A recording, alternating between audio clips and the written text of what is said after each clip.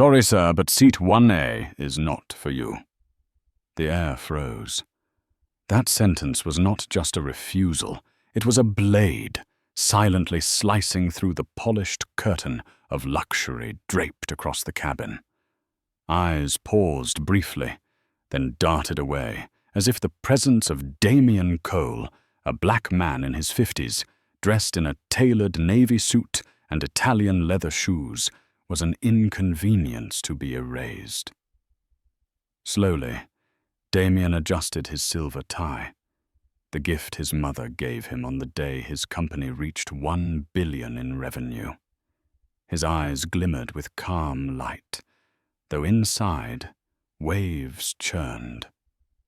He did not shout. He did not argue. His voice stayed measured. "I purchased this seat 3 weeks ago." The flight attendant's polite smile betrayed hesitation in her eyes. In that brief instant, Damien read an entire verdict. "You do not belong here." He knew that feeling too well. The long silence, the averted glances, the quiet breaths that reeked of prejudice.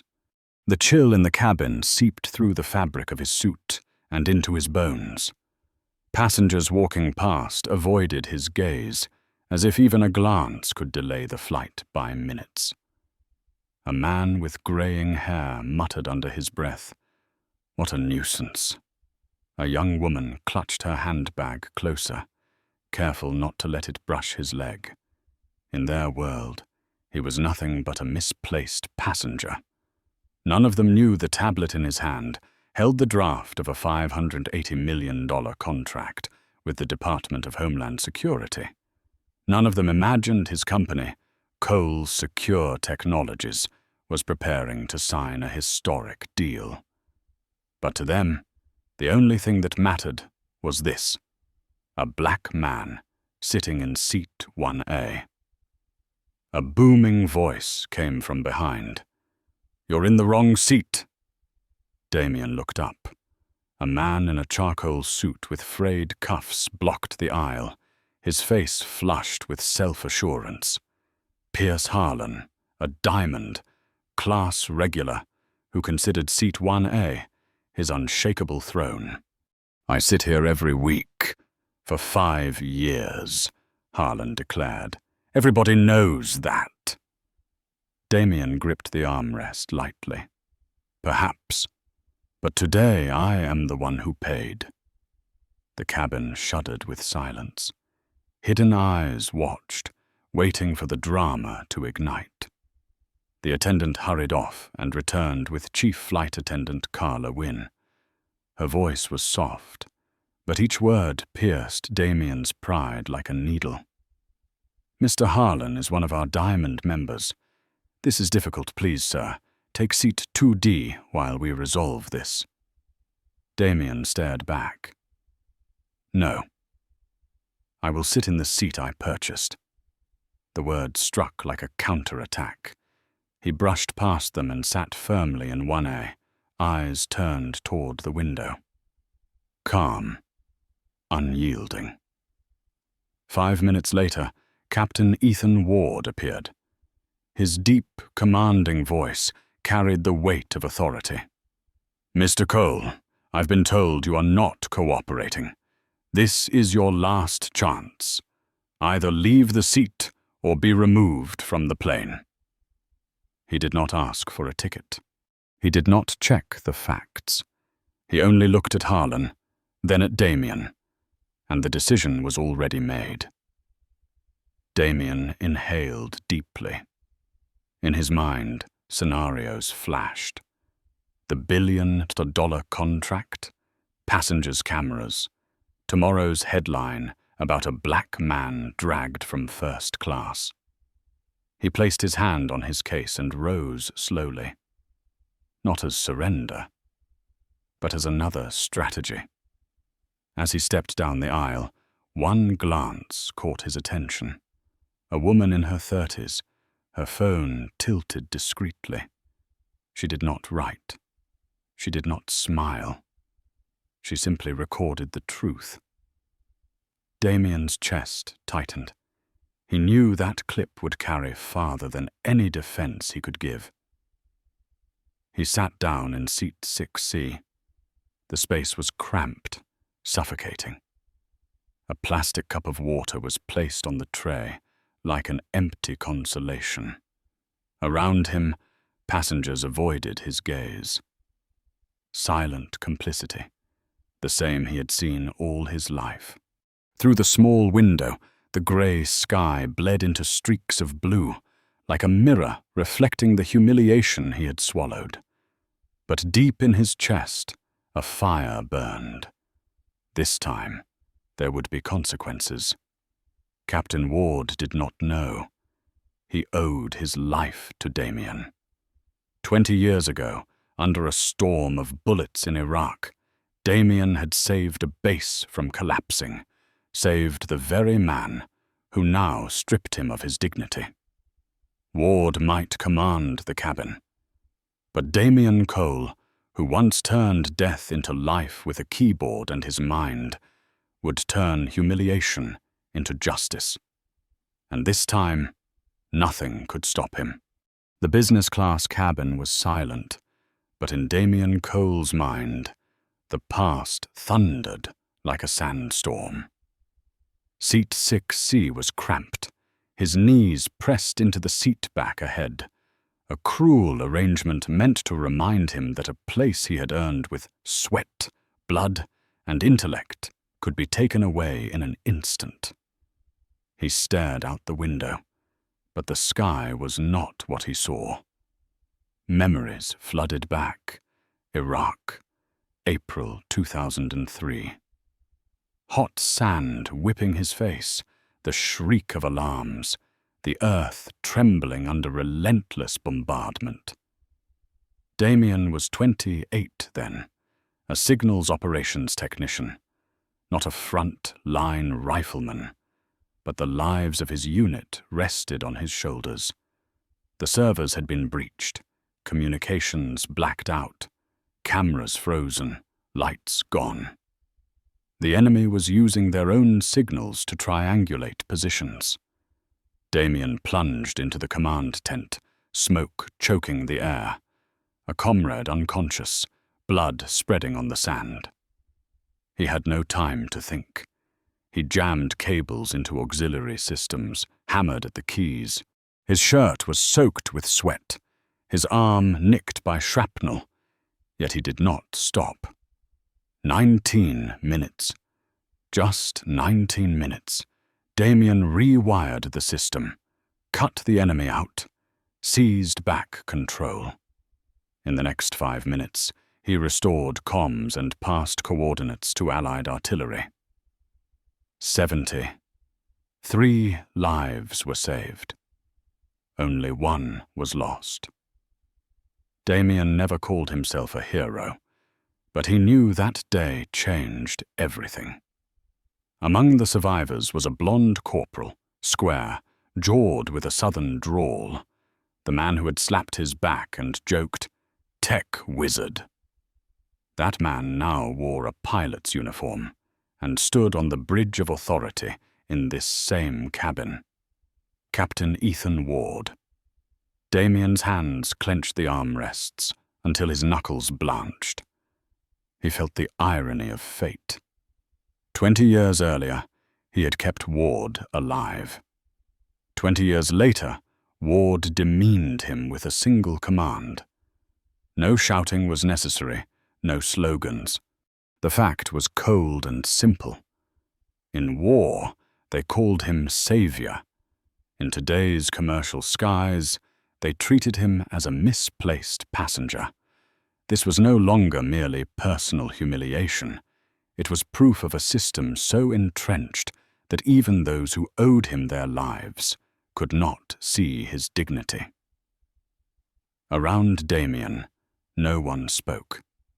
A middle-aged man continued to read his paper, pretending not to notice. A young woman wore headphones, her eyes averted. Those looks hurt more than any insult because they delivered a collective verdict, silent complicity. A slow, smouldering anger rose in him, like embers buried for years. It did not erupt into flames. It burned quietly, steadily, refusing to be snuffed out. In a breathless moment, Damien reached into his jacket and touched a small photograph. His mother, Evelyn Cole, smiled gently in a plain dress, her hand on his shoulder as a boy. She had worked as a cleaner at the airport, her shoes worn at the heels, yet her voice had always been proud. Never let them fool you into thinking you are lesser. You were born enough. That image cooled the surge in him.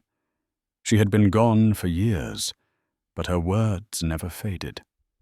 Amid the averted eyes, there was one gaze fixed on him. Different. A young flight attendant, slim, hair neatly tied. Her almond eyes did not just look at him. They pierced through the pain he tried to hide. Damien read a flicker of hesitation there. Not contempt, not indifference, but regret. She looked away. Yet that look planted a seed of hope, the possibility that someone within the system could still admit wrongdoing. Damien leaned his head back on the seat. The drone of the engines became a soundtrack to racing thoughts. He did not need to shout. He did not need to argue. He would do what he always did. Observe quietly. Gather data. Wait for the moment to act. Just as in that Iraqi desert, when he turned a broken base into an impregnable fortress, today he would turn this humiliation into a punishment for an entire system. And this time, their silence would no longer be their weapon. It would become his. The business-class cabin vibrated as the plane cut through a grey layer of clouds, the engines droning like a drumbeat before a play about to erupt. Damien Cole sat still in 6C, his body present, but his mind suspended between anger and memory. He could hear the muffled laughter from first class, the clink of crystal glasses, the sound of entitlement assumed as a birthright, while he, the man who had once saved dozens of lives amid gunfire, had been reduced to a cramped anonymous seat. As the beverage cart rolled past, Damien caught the young flight attendant's eyes again. She paused, hesitant, her face bright, almond eyes sharp, her voice soft as wind. "Mr. Cole," she whispered, as if afraid someone might overhear. I am sorry about what happened." Damien looked up, his gaze cold but curious. "You saw everything?" She nodded, fingers tight on the cart handle. "I was standing by the curtain. I heard and I saw. I wish I had done more." Damien said nothing. He did not need pity. Yet her voice was not pity, but genuine remorse. Their eyes met, and for a moment Damien glimpsed a girl in a field hospital in Mosul, 20 years earlier, hair tied crooked, a small hand gripping the packet of strawberry gum he had once given. Her father then was a Korean technical officer, lying on a cot with a white bandage across his chest. Damien tilted his head. "What is your name?"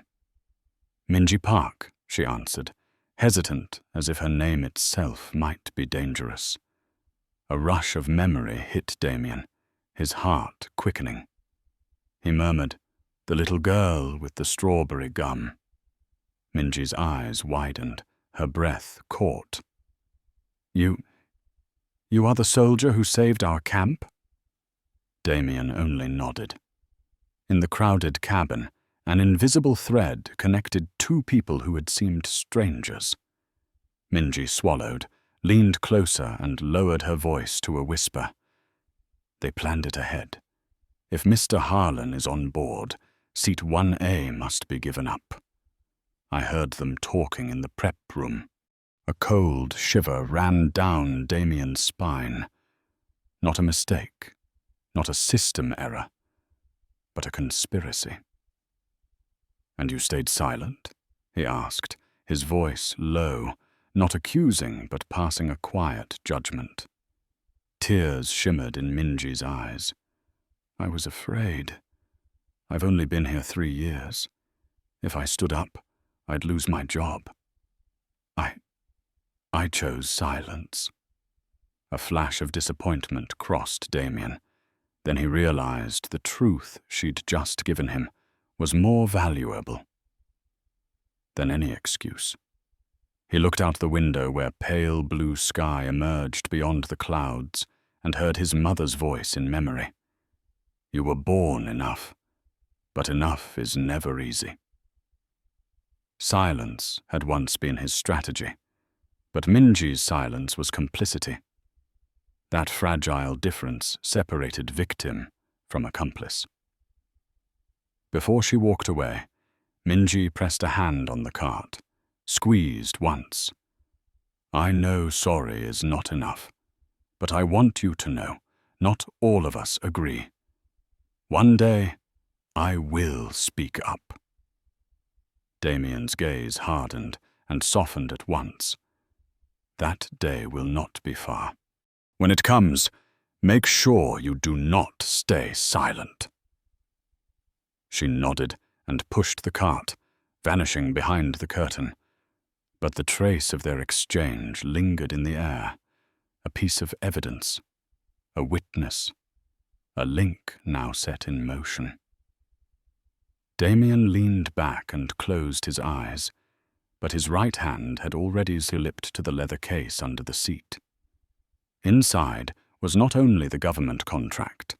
Beneath the papers lay a compact device that looked like a power bank, a wireless packet interceptor. A smile flickered across his face.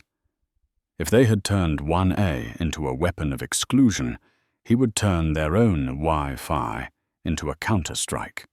The plane trembled gently, as if the sky itself was holding back a secret.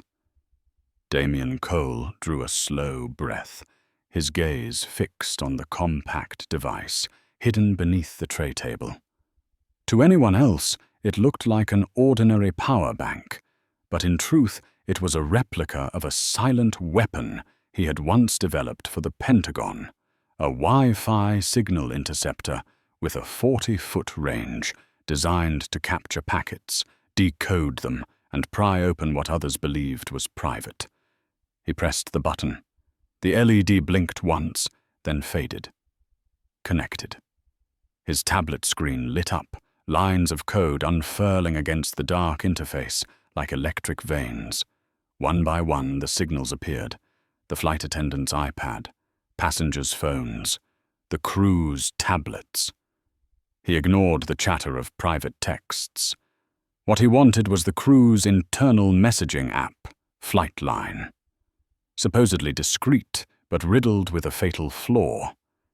In seconds, he was in. Messages surfaced, time-stamped 2 hours before takeoff. Carla Wynn, the lead attendant. "Heads up, Harlan is on board today. Keep 1A open for him as usual." Blake Mason, senior attendant. "Copy. Who's in the seat now?" "Carla. Name's Cole. Black, about 50. Looks like a business class passenger slipped into 1A. Blake. Gross. Don't make a scene. If needed, Captain Ward will cover like always. Carla. Yeah. Pray it doesn't blow up. Each word cut into Damien like a blade. No accident, no error. This was policy, a system so ingrained it had become tradition. His grip on the tablet tightened, knuckles white, but his hand didn't shake. Not rage, but cold clarity.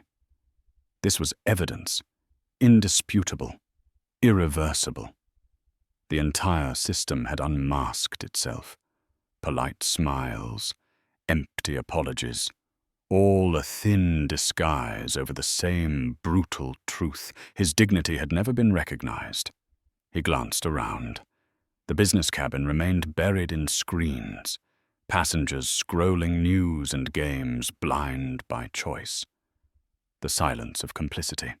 Yet one pair of eyes lingered, Minji Park's. She paused mid-aisle, gaze catching the glow of his tablet.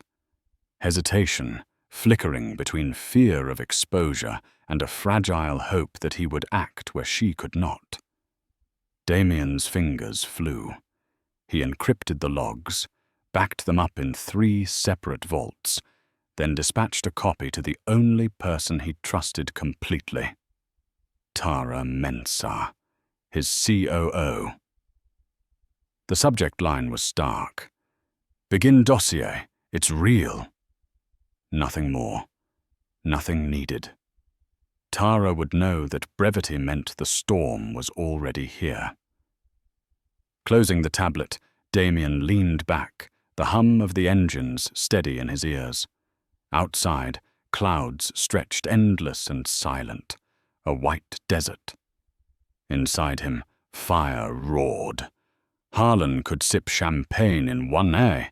Carla and Blake might think they had preserved their custom. Ward could believe he had silenced a problem passenger. But none of them understood. They had just signed their own judgment. Damien shut his eyes, letting the engine's drone lull his body, even as his mind sharpened. This was no longer about a seat, a flight, or one man's humiliation. This was a campaign, a systemic reckoning. They thought they had pushed a black man into a lesser seat. The truth was, he held the shears, ready to cut through the rot that had festered inside an entire airline. The plane sliced through thick clouds, the fuselage shuddering, yet Damien Cole did not waver. To his eyes, the decoded chat logs were not just evidence. They were a fuse, one he had waited years to ignite. He folded the tablet shut, slipped the compact device into his jacket pocket, his face calm, as though reviewing a contract.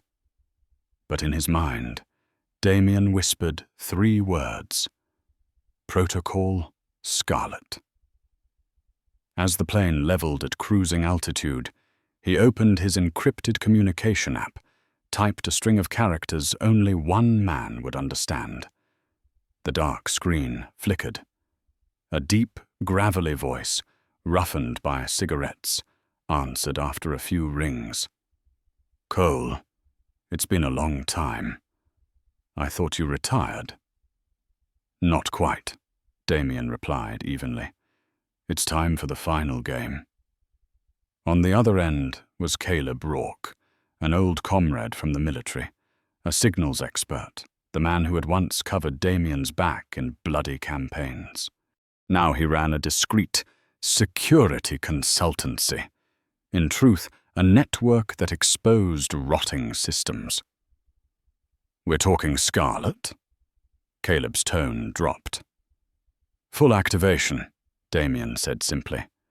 "Target, Aerolux Airlines. Focus on internal structure, culture, supply chain, security." Silence for a few seconds. Then Caleb chuckled softly, not with humor, but with the recognition of a soldier hearing war drums. "Understood. I'll need 2 hours to spin up the network. You always did prefer the long game, didn't you?" "Yes. We don't fire the shot. We let them trip over their own stones." Damien ended the call, then sent another message. A name flashed. Naomi Kwan. Once a systems architect for Aerolux, she had uncovered major flaws in hiring practices and DEI reports. In return, her career had been destroyed, her record smeared. No airline would touch her. The screen pulsed. A line appeared. "Damien, I knew this day would come." He typed, "I need every piece of data you kept, audit reports, internal emails, especially the ones never released." Naomi's reply was almost instant. "I never deleted them. They thought they silenced me. Their biggest mistake." Damien sat straighter, inhaling deeply. Everything was coming back, like that night in Iraq when he coded through smoke and chaos. But this time, the enemy was not missiles in the desert.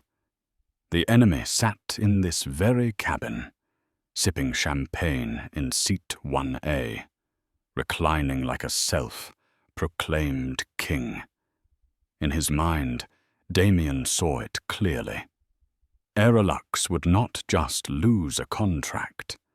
They would lose their crown, their public trust, the empire they thought unshakable. In that charged moment, his eyes caught Minji Parks.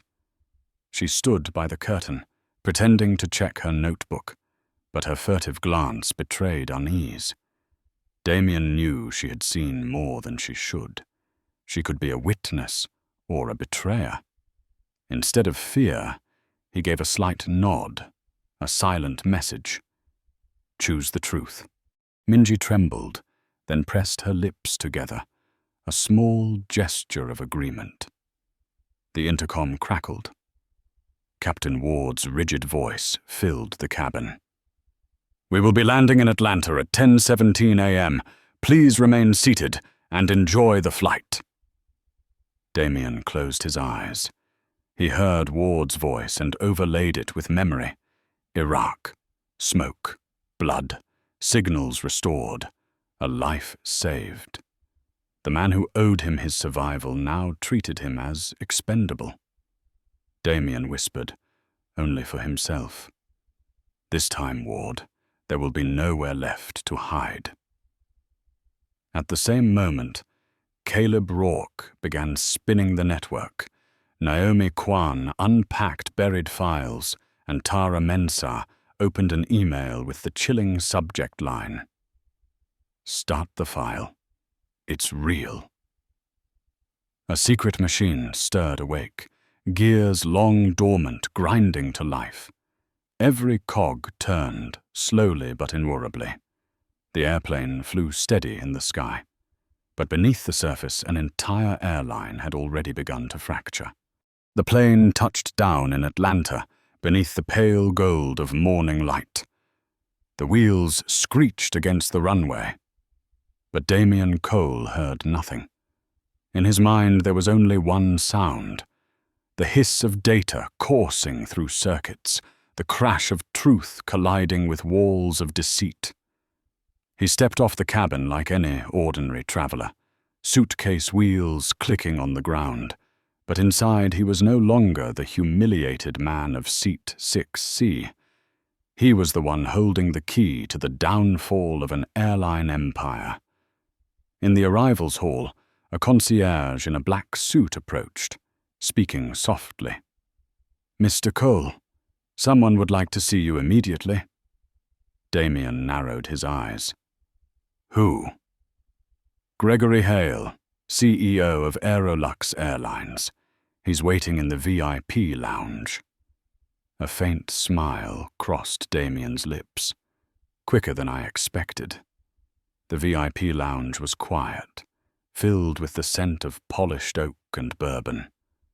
Gregory Hale, a man in his 60s with slicked back silver hair, rose from a leather chair as Damien entered. "Damien," Hale extended his hand, his voice smooth with feigned warmth. "Thank you for making the time. I hope I can make up for the inconvenience this morning." Damien shook his hand, his eyes cold. "You call that an inconvenience?" Hale smiled as though long practiced at masking unease with gentlemanly charm. Perhaps dinner would make for easier conversation. I want this settled quietly, without a fuss in the press. The fuss didn't come from me, Damien said slowly. It came from the culture you created. They sat across from each other at a small table. Hale ordered bourbon. Damien asked only for water. The amber liquid swirled in Hale's glass, reflecting the golden light, but his smile never reached his eyes. Listen, Hale lowered his voice. I know what you're holding, and I also know you're smart enough to understand that every major corporation has certain flexibilities in customer policy. We can find a compromise. Aerolux is prepared to fund scholarships, even partner directly with your firm. Numbers large enough to make us both satisfied. Damien raised a brow. Compromise? He set the glass of water down, his voice cutting sharp. So you think systemic humiliation is just a number to be negotiated? Hale gripped his glass tighter, a flash of irritation in his eyes. Don't be naive. The world runs on interests, not feelings. You don't want to risk that $580 million contract on the table, do you? I can guarantee it goes through smoothly if you know when to step back. Damien locked eyes with him, and suddenly a memory surged. A scholarship interview 30 years ago. He was a hopeful young man from Louisiana, clutching his file, his heart full of dreams. And sitting across the table was this very man, Gregory Hale, the one who uttered words that rerouted his life. You have potential, but your style doesn't fit our culture. We need more refined faces. A bitter smile curled on Damien's lips. I remember you. You were the reason I lost the Jefferson Scholarship. You shut me out of college and pushed me into the military. And do you know what? That decision made me who I am today. Hale faltered, his polished mask cracking. That was a different time. I didn't think you'd remember. I remember every word, Damien said slowly, his voice like a gavel striking. And now here you are again, with the same face, the same thinking. You've never changed. You've only learned to hide it better. Hale slammed his glass down so hard, the bourbon spilled. What do you want, Cole? Money? A seat at the table? I can give you everything, but if you choose to fight, both you and your company will pay. Damien rose, his face illuminated like stone under the lights. You are mistaken. I don't want your money. I don't want hollow prestige. I want to watch the system you built on arrogance collapse under its own weight. Hale sat silent, lips pressed tight, eyes narrowed like a man who sees the storm coming but cannot stop it. Damien adjusted his tie, leaving him with final words. This battle won't be at the dinner table. It will be out there, in the open. And this time, you won't hide behind a smile. He walked out, leaving Gregory Hale frozen in his chair, staring at a half-empty glass of bourbon, like an aging king, realizing for the first time that his throne was trembling. The ballroom of the Ritz. Carlton roared with restless noise. Cameras panned, microphones stood tall. Dozens of journalists pressed shoulder to shoulder, flashes bursting in rapid fire. Rumors of a surprise press conference from Cole Secure Technologies had drawn every kind of face. Financial reporters, social bloggers, even political analysts. Everyone knew something big was coming. Behind the velvet curtain, Damien Cole stood still, his hand brushing the silver cufflinks at his wrists. They were not lavish jewels. but a gift his mother once bought from a thrift shop when he signed his very first government contract. A keepsake that reminded him true power was never in luxury, but in lasting value. "We go live in 60 seconds, COO Tara Mensah whispered. Her gaze was steady, needing no further words. Damien nodded. No nerves, only focus. At exactly 9 o'clock, Damien stepped out. The room fell instantly silent, broken only by the clicking of cameras. He stood at the podium, his deep voice carrying clear. "Good morning. I will not waste your time. I am here to announce a decision." He paused, his eyes sweeping across the hall. Each silence felt like a hammer driving deeper into the hearts of those waiting. Cole Secure Technologies is officially terminating the $580 million contract with Aerolux Airlines. The decision takes effect immediately. A gasp rippled through the crowd. Keys clattered furiously. Lenses zoomed tight on his face. Damien continued, his tone firmer. "We will not stand with a corporation that has turned prejudice into customer policy, that has treated schools as its ally. No deal, no number, could ever make me close my eyes to that truth." The room exploded into chaos. Questions fired, voices shouting, breaths sharp. A reporter called out, "Do you have proof?" Damien tilted his head slightly. "Yes, and at the right moment, you will see it." Then his voice rose, stronger. "But today I am not here only to withdraw. I am here to announce a new direction." The side doors opened. Spotlights fell on a woman in a white suit, her stride graceful, yet her eyes unwavering. Samantha Cho, CEO of Titan Air, Aerolux's fiercest rival. The room erupted, cameras nearly bursting from the frenzy.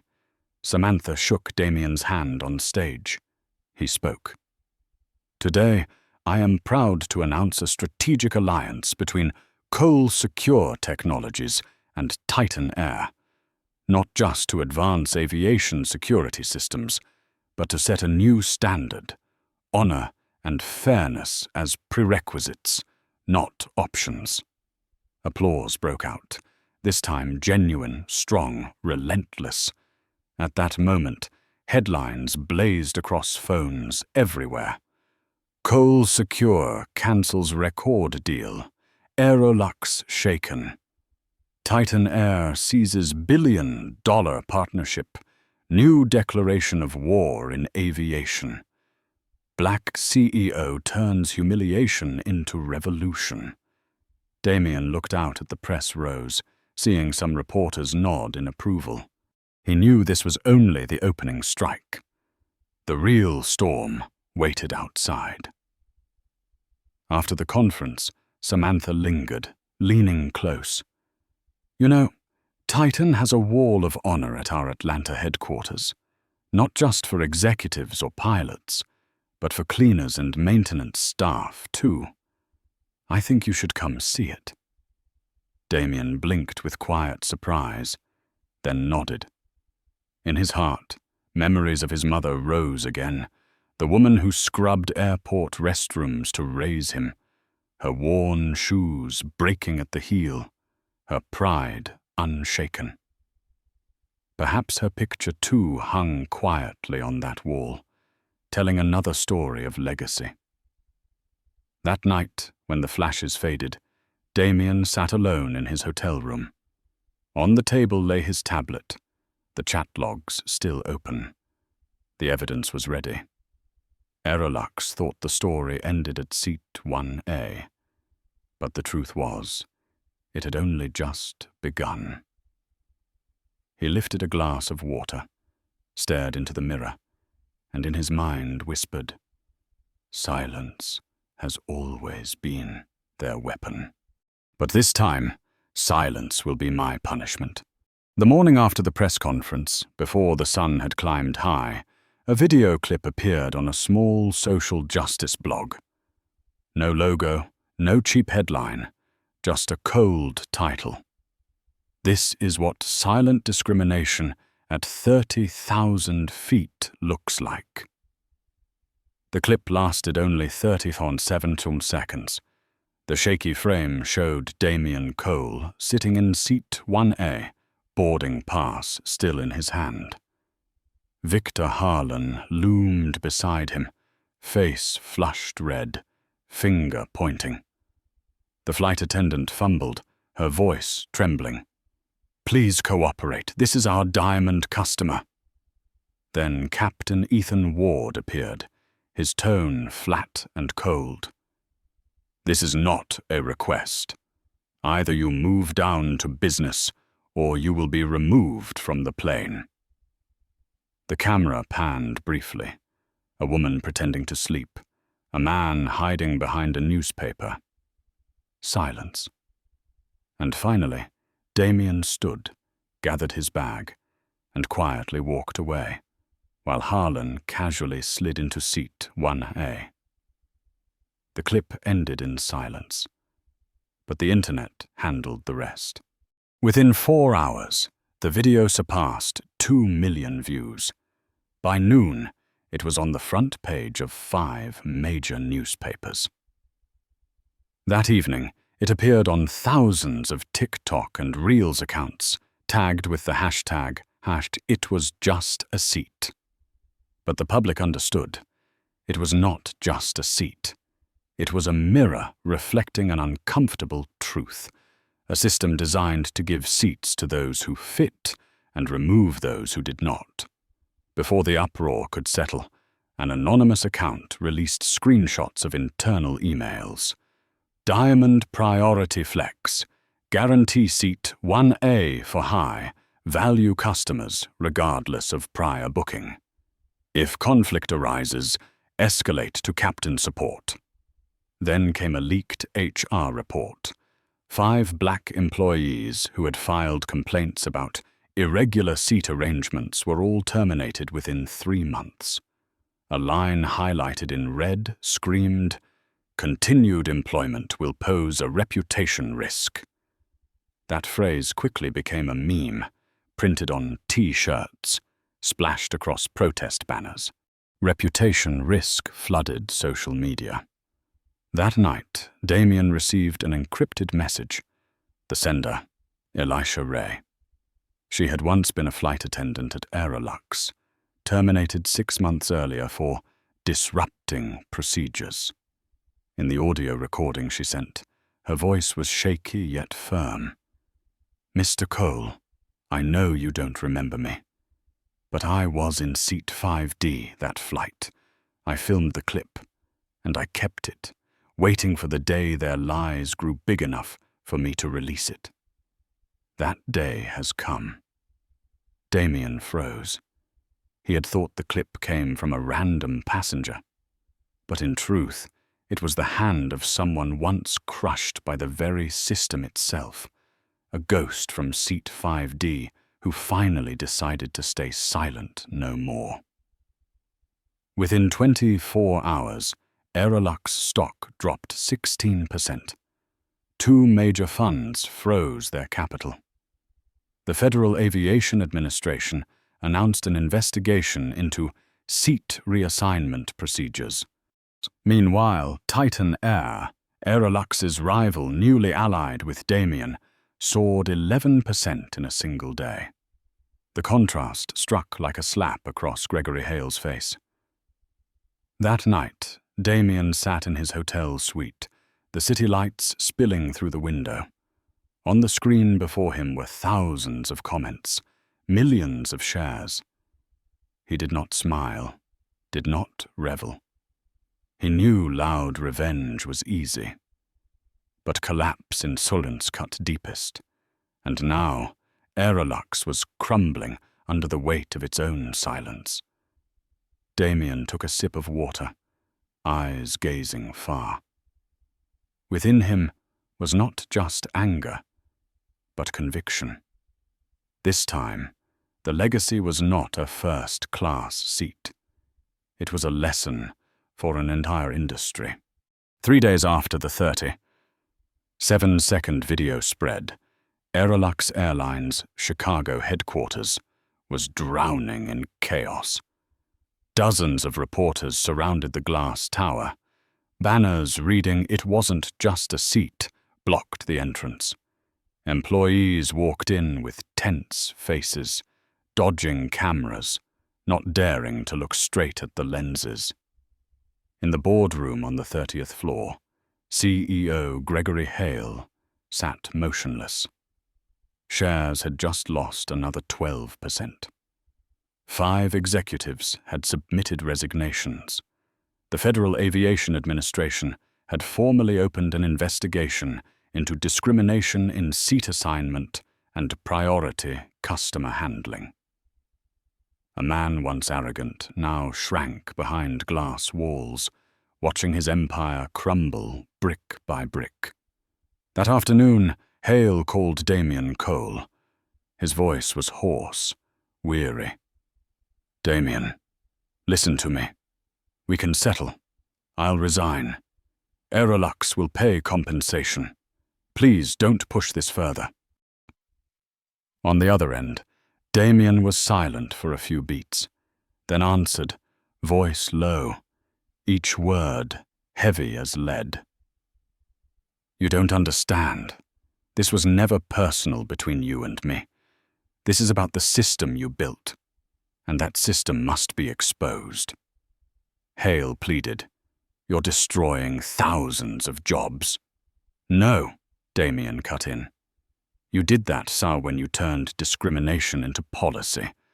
I only pulled back the curtain so everyone could see." The call ended. Hale collapsed into his chair, hands trembling. He knew this was a game already lost. While Aerolux descended into turmoil, Damien met with his inner circle at a temporary headquarters in Atlanta. Tara Mensah spread a report across the table, bold numbers staring back. Titan Air up 18% market share in 70. 2 hours. Aerolux down nearly 40% in valuation. Naomi Kwan, once blacklisted by Aerolux, spoke firmly. "We have the chance to do more, not just expose. We can rewrite the rules." Damien nodded. He opened his briefcase and pulled out a thick 9-page document, navy cover, bold letters on the front. "Charter for Human Dignity in Corporate Practice." "This isn't a slogan," he said. "This is a standard. Every partner that wants to work with Cole Secure must sign. Not just Titan. Everyone." The atmosphere in the room shifted. No longer just a counterattack. This was the beginning of a movement. The next day, Samantha Cho, CEO of Titan Air, was the first to sign. She looked up and declared, "We've always said, we wanted a fairer airline industry. Today we prove it's not just words." News spread fast. 3 logistics firms and an international software provider followed suit. Social pressure forced others to act. The hashtag Dignity Charter spread across the internet. Workers shared it. Customers supported it. A week later, major news broke. The U.S. Senate announced the draft of the Silent Exclusion Prevention Act. The bill required transparency in all seat changes, protections for whistleblowers, and heavy fines for repeat offenders. At a Washington press briefing, a reporter asked, "Mr. Cole, how does it feel knowing your experience led to federal reform?" Damien's voice was steady, resonant. "This is not just my experience. It is the voice of everyone who was ever forced into silence. Today, silence has a price, and we will no longer pay it." The next day, media outlets all carried the same story. Gregory Hale resigned. The photograph of him leaving Aerolux headquarters, face hollow, was captured by dozens of cameras. A man who once decided who was worthy of seat 1A was now left with no seat at all. That night, Damien returned to his apartment. He opened a drawer and took out the old handkerchief his mother had once given him, embroidered with the letter E for Evelyn. He whispered, "Mother, they've seen it now. Not me, but all the people you always believed were born enough." Outside, the Atlanta sky blazed with light, and for the first time in decades, Damien felt the humiliation he had once swallowed transform into a legacy. A legacy not his alone, but one shared by millions. 3 months after the scandal, the American airline industry was no longer the same. Carriers across the country had adopted the Charter for Human Dignity. Congress had passed the Silent Exclusion Prevention Act. Aerolux was in free fall, and Titan Air had risen as the new symbol. In the middle of the media storm, Damien Cole chose silence. He did not appear on talk shows. He did not answer interviews. Instead, he sat in his office, by the window overlooking Atlanta, bathed in sunset, his hand turning through the clauses of the charter he had set in motion. The doorbell rang. His assistant said, "There is a woman who wishes to see you. She says her name is Minji Park." Minji entered, no longer in her flight attendant uniform. Her hair fell naturally, her face tense. In her hand was a small cloth bag. "Thank you for seeing me," she said, her voice trembling but resolute. Damien nodded and gestured for her to sit. She took a deep breath, then slowly pulled out an object, a white handkerchief, its edges slightly worn, an E embroidered in the corner. Damien froze. His heart tightened. "My mother's handkerchief," Minji nodded, eyes glistening. 10 years ago, at this very airport, I was only 19. I was lost, exhausted, crying alone. A black woman, small and gentle, sat beside me. She did not say much. She simply gave me this handkerchief, wiped my tears, then handed me some candy and said, "You were born enough." Her voice cracked. "I didn't know she was your mother until I saw her picture hanging at Titan. I kept the handkerchief all these years as a talisman. That day on the plane, when I saw your name, I knew the truth, and I knew I had to return it." Damien held the handkerchief, his hand trembling. The image of his mother, Evelyn Cole, came vividly alive, the woman who once scrubbed airport floors, quietly planting hope in a stranger's heart. Now, that seed had bloomed, circling back like destiny fulfilled. He whispered, "My mother always believed that sometimes the smallest act could change someone's life. You are proof." Minji bowed her head, tears falling. "I'm sorry for the silence I kept that day. But in the end, I did not remain silent." Damien met her eyes, his voice firm. "None of us are perfect. What matters is the moment we choose to stand on the right side. And you did." She hesitated, then placed a small USB on the desk. "I was not only a witness, I was the one who helped spread the video. Elisha Ray filmed it, but I hid the trail and released it at the right time. I did not want my name out there. I only wanted the truth to be seen." Damien was silent for a moment, then smiled faintly. "Then you and I share something in common. We do not need noise. We only need results." A week later, Damien boarded another flight. Titan Air. His boarding pass read, Seat 1C, not 1A. He had chosen 1C, the seat where his mother once sat in a waiting lounge, watching the world leave and return. He opened his bag, took out the handkerchief, and placed it neatly on the table. Not to wipe tears, but as a reminder. Dignity does not come from where you sit, but from how you rise. The flight attendant's voice came. "Mr. Cole, would you like something to drink?" Damien smiled. "Just water. And one more thing, remember this, no passenger is ever out of place in this cabin." She nodded, her smile warm. And as the plane soared into the blue sky, Damien leaned back, eyes gently closed. For the first time in many years, he felt peace.